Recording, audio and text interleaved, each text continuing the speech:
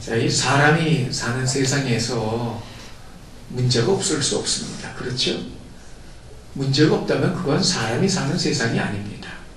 사람이 사는 세상엔 늘 문제가 있고 문제가 없는 것, 문제가 없는 때는 없습니다.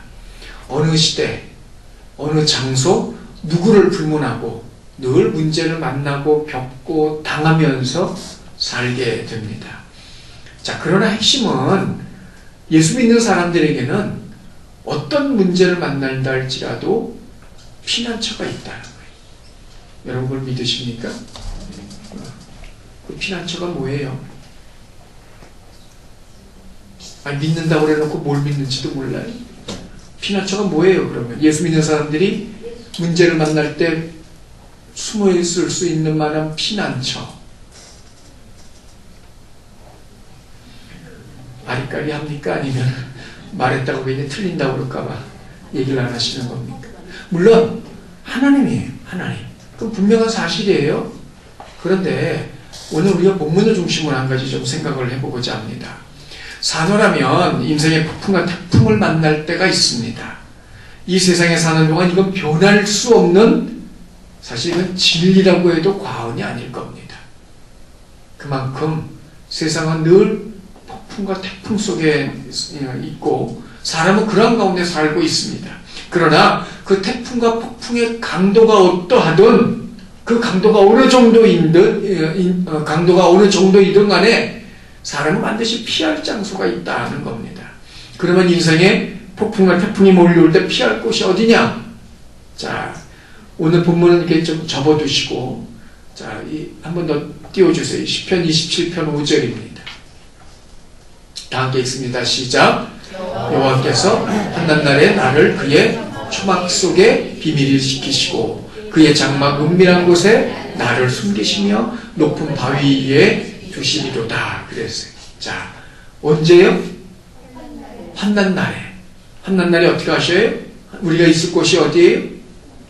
그의 초막 속, 또 그의 장막 은밀한 곳이라고 말하고 있어요. 초막, 일종의 원문으로 보면 은신처입니다. 숨어있는 만한 곳. 그리고 장막, 이게 사람이 거하는 거처라는 그런 뜻이에요. 자, 하나님이 우리를 여기다가 모아두신다는 겁니다. 어디겠습니까, 여기가? 자, 그의 초막, 그의 장막 그랬어요. 물론 이게 단어가 의미하는 거는 거처가 될 수도 있고 뭐 은밀한 곳이 될 수도 있고 한데, 초막, 장막, 누구의? 소유격이 뭐예요? 그의 그래요. 그럼 그가 누구예요?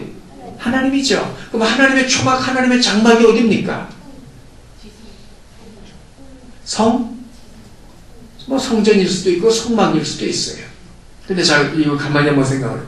특별히 하나님의 장막, 장막이라고 할 때, 자, 이 말을 다른 말로 하면, 이 앞에 우리가 살펴본 그런 63편 넘어가서 보면 그걸 성소라고도 이야기를 하는데, 그건 코데시라고 해서 거룩한 구별된이라는 그런 의미를 가지고 있어요. 그럼 이게 어디겠어요? 하나님의 거룩한 곳. 성소겠죠? 특별히 어디? 지성소. 왜? 하나님이 임재해 계시는 곳이니까. 그래서 그예라고 소유격을 붙이고 있는 걸 보게 됩니다. 자, 그런데 주목할 것이 하나 있어요. 이 시편 27편이 누구의 시인지를 아십니까? 그렇죠. 다윗의 시입니다. 자, 그러면 다윗 때는 성막이겠어요? 성전이겠어요? 성막. 성전은 솔로몬 때부터예요. 그럼 다윗 때까지는 뭐예요? 성막이에요. 자, 그러면 하나님은 사랑하는 자들을 하나님의 임재의 장소, 성소 혹은 지성소에 숨겨두신다는 거예요. 언제? 한낱날에, 한낱날에. 자, 그래서 이 성소라는 말을 영어 사전 같은 데서 찾아보면 이게 뭐 피난처, 도피처 혹은 면책 받을 만한 곳이라는 것으로 번역해 놓은 것을 보게 되는데, 하나님이 계시는 곳은 전쟁에 포화와 이 총알이 빗발치는 그러한 곳에서 병사에 숨을 만한 참호이고, 또 적의 침입을 막아낼 수 있는 벙커나 요새도라는 그런 말이라는 거죠. 근데 주목할 게 하나 있어요. 중요한 것 하나. 다윗이 이 성소를 어디서 어떻게 바라보고 있느냐 하는 겁니다. 그럼 다윗이 말하고 있는 이 성소가 어디냐는 거예요. 어디냐? 정말 우리가 알고 있는 그 주의 장막, 성막, 회막 거기겠느냐 하는 겁니다. 자, 2절로 다시 한번 돌아가 보세요. 시편 63편 2절로 다시 한번 돌아가 보세요. 자, 2절에 보면, 자, 성소에서 그랬죠? 2절 성소에서 바라본다고 그랬는데, 자, 그럼 이 다윗이 말하는 이 성소가 어디냐 아는 겁니다. 자, 2절에 보면, 주의 권능과 영광을 보기 위해서 주를 바라보고 있는 곳이 어디예요? 성소. 지금 그곳에 누가 있어요? 다윗 자신이 있어요. 성소에서 주의 영광과 권능을 바라보고 있어요. 근데 주목할 것이 하나 있습니다. 여러분 63편, 시편 63편 표지어를 한번 보세요. 제목 누구의 시예요? 다윗의 시. 어디 있어요? 유다 광야에. 그럼 지금 다윗은 어디 있다는 거예요? 광야. 성소는 어디 있어요?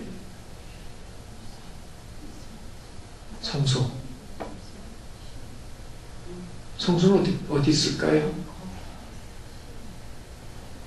네. 자, 이 정확하게 어디 있었는지 사무엘 시대만 해도 이게 실로에 있었어요. 실로. 그러면 어쨌든 중요한 문제는 그게 어디 있든 간에 광야예요? 아니에요? 아니에요. 그죠? 다윗은 어디 있다고요? 광야. 근데 지금 거기서 뭘 보고 어디서 있어요? 자신은? 성소에. 이 말이 맞아떨어져요? 안 맞아떨어져요? 안 맞아떨어져요.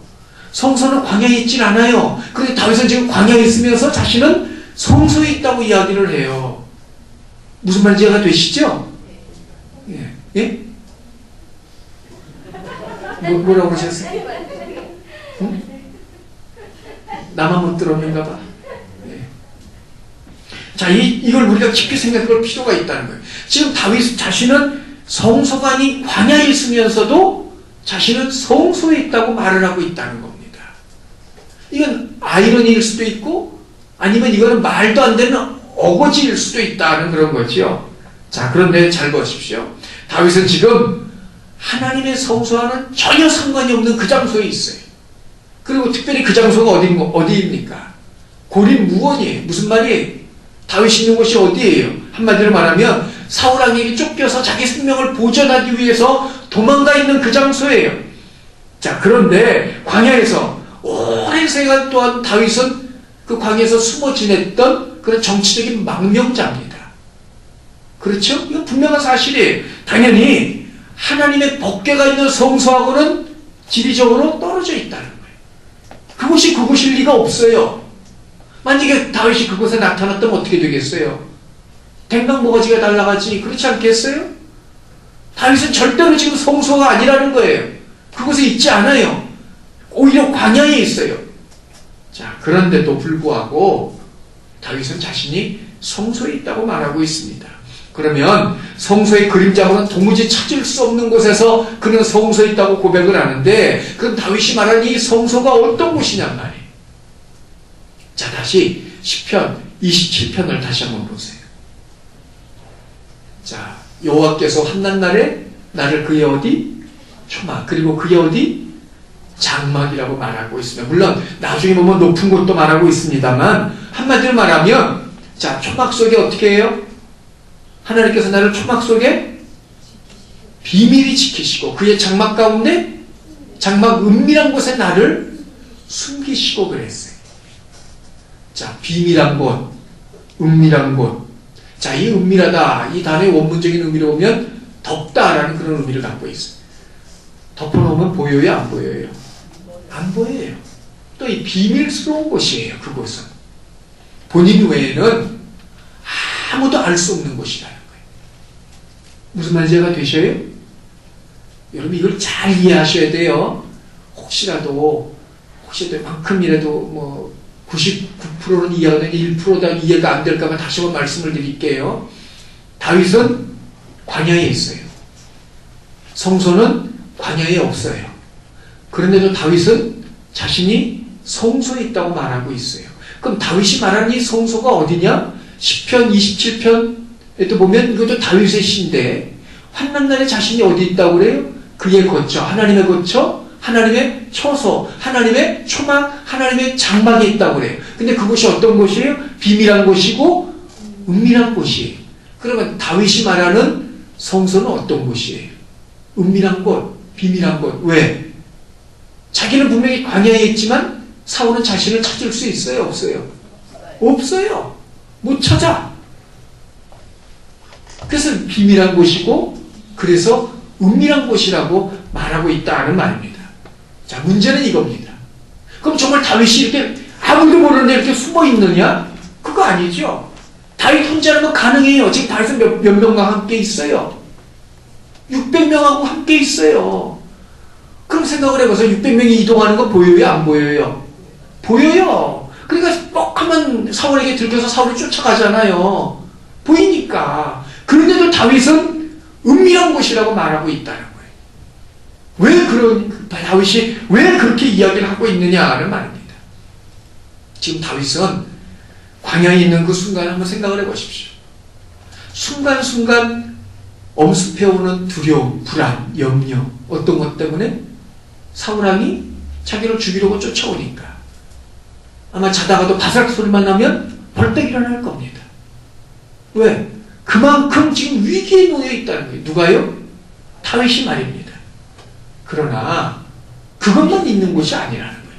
다윗이 고백한 대로 그곳은 그런 곳이지만 비밀한 곳이고 은밀한 곳이, 다시 말하면 아무도 알지 못하는 곳. 그래서 그 안에서 위로를 받기도 하고 하나님의 눈물을 쏟아놓고 평안이 이루어지기도 하고 염려하고 두려워했다가도 하나님이 주시는 기쁨에 붙잡히기도 하고. 자, 그럼 그곳이 어디겠습니까? 어디겠어요? 한마디로 말하면 우리말로 하면, 요즘 우리말로 하면 그곳이 도대체 어디겠어요? 보이지만 보이지 않는 곳. 아무도 분명히 자기는 그곳에 있는데 아무도 그곳에서 어떤 일이 일어나고 있는지 모르는 곳. 어디겠어요? 우리말로 하면 다 같이 합니다. 기도의 자리. 다윗은 기도의 자리에 있는 겁니다. 그러니까 죽을 만한 그 위치, 그 위험 속에서도 평안을 누릴 수 있는 거예요. 심지어 여러분 사무엘상에 보면 이게 유대에는, 이게 광야에는 이게 등성이 같은 것들이 있잖아요. 성경에 보면 다윗은 여기 있고 사울은 여기 있어요. 직선거리로 하면은 빤히 보여요. 그러니까 사울하고 다윗하고 대화를 주고받을 수 있어. 그런데 바로는 못 가. 왜? 이렇게 됐으니까. 무슨 말인지 되시죠? 그럼 이걸 쫓아오는데 다윗은 도망을 가겠죠? 불과 거리가 얼마가 됐다는 얘기겠어요? 그럼 그 거리가. 그런 상황도 놓여 있다는 거예요. 그래도 다윗은 그곳이 은밀한 곳이라, 비밀한 곳이라고 이야기를 해요. 자기하고 하나님 외에는 아무도 알 수 없는 곳이니까. 그리고 그 안에서 위로도 얻고 평안도 누리고 때로는 기쁨도 얻고 소망도 갖기도 하고 기도의 자리라는 말입니다. 바로 이곳에서 다윗은 자신의 마음을 다스릴 수 있었습니다. 그리고 자기를 그토록 싫어하고 죽이려고 쫓아다니고 있는 그 사울, 그리고 비롯해서 그 여러 사람들로부터 받게 되어지는 그 거절감도 회복이 될 수 있다는 거예요. 어디서요? 기도의 자리에서 말입니다. 다윗은 오직 이곳에서만 그 광야를 걸어갈 수 있는 힘을 얻을 수 있었다는 겁니다. 이 은밀한 곳. 자, 이곳이 어떤 곳과 같은 곳이냐? 여러분, 태풍 아십니까? 태풍. 한국에는 타이푼이라고 부르지만 이 아시아권에서는 이게 아메리카 쪽으로 가면 이게 허리케인이 됩니다. 인도양 쪽으로 가면 사이클론이 됩니다. 뭐 이름은 다 다르지만 뭐 내용은 똑같아요. 태풍 하나. 자, 근데 여러분, 태풍이 어느 방향으로 도는지 아세요? 태풍이 어느 방향으로 도는지 아세요? 자, 퀴즈. 1번 시계 방향, 2번 시계 반대 방향, 3번 지가 돌고 싶은 대로. 자, 1번 한번 손들어. 1번이 시계 방향이에요. 2번 시계 반대 방향. 한 번. 지가 돌고 싶은 대로 3번. 태풍의 방향은 딱 한 곳이에요. 근데 그게 적도를 기준으로 북반구와 남반구가 정반대예요, 방향이. 왜 그러느냐? 지구의 자전 때문에 그래요. 지구 자전 때문에 달라져요. 북반구와 남반구가. 그럼 북반구에서 주로 어느 쪽 방향으로 돌아요? 시계 반대 방향. 시계는 이렇게 돌죠? 근데 반대 방향이면 이렇게 돌기 시작한다는 거예요. 무슨 말인지 아시겠어요? 이걸 다른 말로 하면 오른 방향으로 돈다는 겁니다. 오른쪽으로. 시계 방향은 왼쪽으로 도는 거예요. 그렇죠? 근데 시계 반대 방향은 오른쪽으로 돌아요. 그래서 늘 태풍이 오면 오른쪽에가 피해가 더 커요. 바람이 확 하고 이렇게 쓸고 지나가니까 오른쪽이 더 커요. 못 믿겠으면 찾아봐요. 자, 그런데 그 태풍을 가만히 한번 보세요. 그 태풍이 올 때 제일 안전한 곳이 어디입니까? 태풍 바깥으로 벗어나면 안전하죠? 그래요, 안 그래요? 그렇죠? 그런데 여러분, 이 태풍을 일반 자연적인 태풍이 아니고 우리 인생의 태풍이라고 생각을 해보세요. 그 인생의 태풍을 피해갈 수 있어요? 못 피해가요. 수가 없어요. 자, 그러면 피해갈 수는 없고, 그럼에도 불구하고 태풍이 올 때 가장 안전한 곳이 어디예요? 그걸 뭐라고 불러요? 태풍의 눈. 태풍의 눈은 어떤 의미에서 진공상태 같은 곳일 수도 있습니다. 그리고 고요합니다. 바람 한 점 없습니다. 태풍의 눈은. 그런 데라고 살 수 있어요. 자, 제가 무슨 말씀 드리는지 아시겠어요? 사람에게 있어서 은밀한 곳이 어떤 곳이냐? 태풍의 눈과 같은 곳이라는 거예요. 이게 무슨 말이겠어요? 그곳에 들어가면 안전해요? 안전하지 않아요? 안전해요. 그런데 그곳에 들어가려면 어떻게 해야 돼요? 태풍을 지나야 돼요? 지나야 돼. 지나지 않고 거기 들어갈 수가 없어요. 아니면 솟구쳐서 올라가다 바닷속으로 들어갔다가 솟구치든지 둘 중에 하나 아니겠어요? 근데 그건 불가능한 이야기고, 그럼 천상 태풍의 눈으로 들어가려면 어떻게 해야 되겠어요? 태풍을 지나가야죠. 지나가야죠.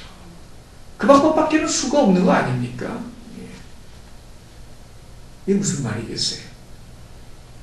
여러분, 우리가 인생을 살다 보면 여러 가지 많은 일을 만나는데, 그 중에 우리가 정말 그 인생의 태풍을 만나면서 안전하려면 태풍을 반드시 지나가야 한다는 겁니다. 근데 이 하나님의 은밀한 곳으로 가려면 갈수록 주변에 태풍의 영향을 받을 수밖에 없다는 거예요. 무슨 말이냐면 출렁이는 물결을 피하려다가 지처만한 파도를 만날 수도 있다는 거예요. 근데 그걸 뚫고 지나가지 않으면 결코 그 안전한 곳에 들어갈 수 없다는 겁니다. 이걸 다시 말씀을 드리면 우리가 그 장소에 거하려고 마음을 먹고 그곳에 들어가려고 하면 뭐가 심하다는 거예요? 방해가 심하다는 거예요. 방해가. 누가 방해해요? 사단이 방해를 해요. 그 안에 들어가면 안전한 걸 아니까. 그래서 한번 기도를 좀 해볼까라고 생각을 하고 움직이려 하면 일이 터져. 급한 일이 생기고 전화가 오고 뭐 당장 뭘 해야 되고 뭐냐면 잡생각이 들고 잊어버리기도 하고 이런단 말이에요. 기도하려고 맘만 먹으면 사단이 그걸 아니까 말입니다. 우리가 주목해야 될 것이 하나 있습니다. 하나님의 은밀한 곳은 분명히 피난처입니다. 자, 그러나 동시에 사단이 가장 경건한 자를 맹렬하게 공격하는 장소이기도 하다는 거예요. 어디가? 기도의 자리가 말입니다. 대표적인 예로 누구를 생각해 볼 수 있을까요? 성경에 나온 인물 가운데. 누구? 다니엘. 여러분, 사단이 다니엘을 넘어뜨리기 위해서 사용한 방법, 그가 취한 그 다니엘의 행동 가운데 한 가지가 뭐예요? 다니엘의 어떤 습관이죠? 기도하는 습관이잖아요. 그것 때문에 사자굴에 들어가는 거 아닙니까?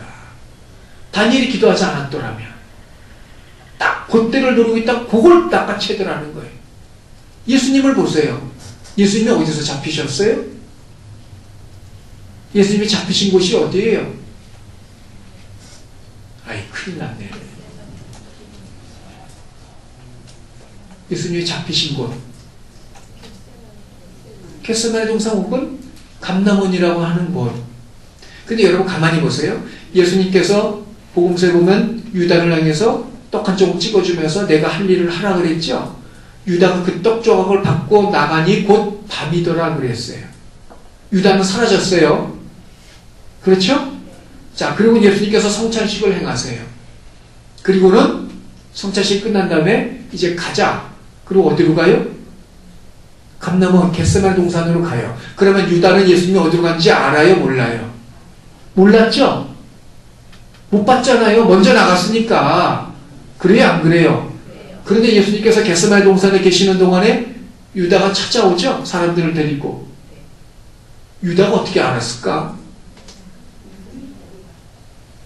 그렇지 않아요. 예수님이 그 장소를 늘 가셨다는 거예요. 유다 짐작이 거기 있을 거다 가자 그러고 왔다는 거죠. 그 말이 무슨 말이고 예수님이 습관적으로 거기서 기도하지 않았더라면 어떻게 됐겠어요? 안 잡히지 안 잡혀. 거기서 기도했으니까 잡히는 거예요. 예수님이. 우리도 똑같다는 겁니다. 우리의 기도 자리가 나가면 사단이 내버려 두질 않는다는 거예요. 그런데 핵심은 뭐예요? 그 자리가 어떤 자리예요? 가장 안전한 자리라는 겁니다. 우리가 그걸 잊어서는 안 된다는 거예요. 그럼 모든 그리스도인이 여기다 해당이 되느냐? 그건 아니에요.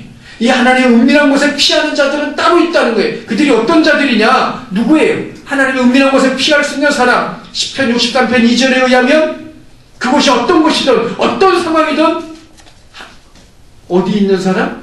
하나님의 성소에 머물러 있는 사람. 그러면 그 하나님의 성소에 머물러 있다는 얘기는 무슨 얘기라고 그랬죠? 아까? 하나님 앞에 뭐하는 사람이라고 그랬죠? 기도하는 사람이에요. 결국 하나님의 은밀한 곳에 거할 수 있는 사람이 누구예요? 기도자만 해당이 된다는 거예요. 기도자만. 예수님께서 뭐라고 그러셨어요? 제자들 향해서 겟세마네 동산에서 디비 자고 있는 제자들 향해서 깨어 기도하라. 그 앞에 뭐에 들지 않게? 시험에 들지 않게. 시험, 태풍이잖아요. 시험에 들지 않게 깨어 기도하라. 하나라는 거예요. 하나, 오직 하나. 하나님의 은밀한 곳에 있을 수 있는 사람은 기도 자리에 있는 사람입니다. 그렇지 않으면 힘들다는 이야기입니다. 다윗은 매번 자신의 생명에 심각한 위협을 느끼고 걱정해야 하는 그런 광야에 있지만 그럼에도 불구하고 그곳이 다윗에게 또한 성소였다는 거예요. 왜? 하나님과 그곳에서 긴밀한 교제를 나누고 있었기 때문에 그렇다는 겁니다. 그 결과 그는 주의 권능과 영광을 보고 있다는 거예요. 성도 여러분, 인생을 사는 동안에 태풍을 피할 수는 없습니다.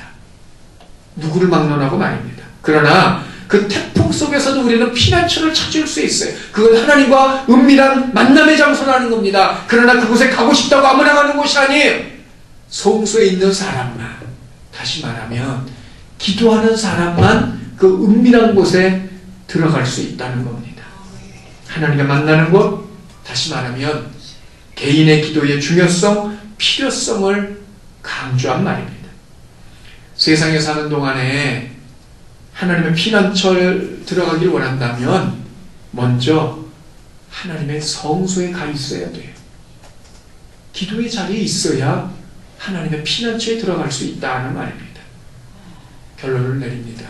성도 여러분, 오늘부터 개인의 기도를 시작하십시오. 오늘부터라도 말입니다. 미루지 마십시오. 왜냐하면 그 태풍이 내일 올지 모르기 때문이라는 거예요. 태풍이 언제 올 줄 알아요. 물론 요즘에 뭐 기상이것이 발달이 되니까 금방 알 수 있지만 그건 세상에서 태풍이나 그렇지 우리 인생에서 태풍은 우리가 짐작이나 알 수 있겠어요. 언제 올지 모르니까 지금 당장이라도 기도의 자리에 들어가 있어야 된다는 말입니다. 피난처에 있는 사람은 어떤 태풍이 와도 끄떡없을 줄 압니다. 간혹 미국 사람들 보면 이 벙커를 만들어요. 자기 집 앞에다가 콘크리트 같은 걸 아주 탁탁하게 해서 이 미국 육지는 허리케인보다는 뭐가 더 많죠? 그렇죠. 토네이도가 더 세요. 태풍보다는. 그 토네이도를 피하기 위해서 이만한 두께로 콘크리트로 해서 지하에다가 벙커를 만들어 놔요. 왜? 그리 안전하니까. 그걸 들어가 보세요. 아무리 센 이 토네이도가 지나간다 할지라도 끄덕없다는 거죠. 우리 인생도 마찬가지라는 거예요. 아무리 큰 태풍이 몰려와도 우리가 기도전에 들어가 있으면 지나갈 수 있다는 거예요. 여러분, 저와 여러분도 이러한 은혜를 누릴 수 있습니다. 분명한 사실이고 진리입니다. 그리고 나아가 이건 돈이 드는 것도 아니에요. 콘크리트로 벙커 만들려고 생각해보세요. 돈이 얼마가 들어갈 건가. 근데 이건 돈 드는 게 아니잖아요. 그렇다고 죽을 만큼 힘든 것도 아니에요. 그저 약간의 시간, 그리고 약간의 마음, 약간의 집중만 투자하면 언제든지 얻을 수 있는 건 아니냐는 말입니다. 아니, 돈이 들어가는 것도 아니고 죽을 만큼 힘든 것도 아니고 남에게 비난을 받는 일도 아니고 얼마나 좋으냔 말이죠. 그러나 이걸 잘 행하지 못하면 태풍이 몰아쳤을 때 이걸 해결하기 위해서 자, 기도의 자리에 들어가는 시간에, 기도의 자리에 들어가는 그 마음에 몇십 배, 몇백 배의 것들을 대가를 지불하는 경우도 생길 수 있다는 거예요. 이 점을 잊지 마십시다. 다시 한번 말씀을 드립니다. 오늘부터라도 기도를 시작하십시오. 오늘부터라도 기도하기에 힘을 쓰십시오. 이렇게 결단을 하세요. 내가 하루에 최악 10분이면 10분, 20분이면 20분은 내가 기도하겠다. 내가 기도하리라 그러면 안 돼요, 그거. 내가 내일부터 하루에 최하 30분만 기도하겠다. 매일같이 30분 꼬박같이 기도하겠다. 그 기도 시간은 언제다. 이렇게 정해놓으십시오. 그러지 않는 다음에는 그 기도하기가 쉽지 않을 줄 압니다. 성도 여러분, 그 기도가 저와 여러분을 살릴 줄로 믿습니다. 그 기도가 태풍을 지나가게 할 줄로 믿습니다.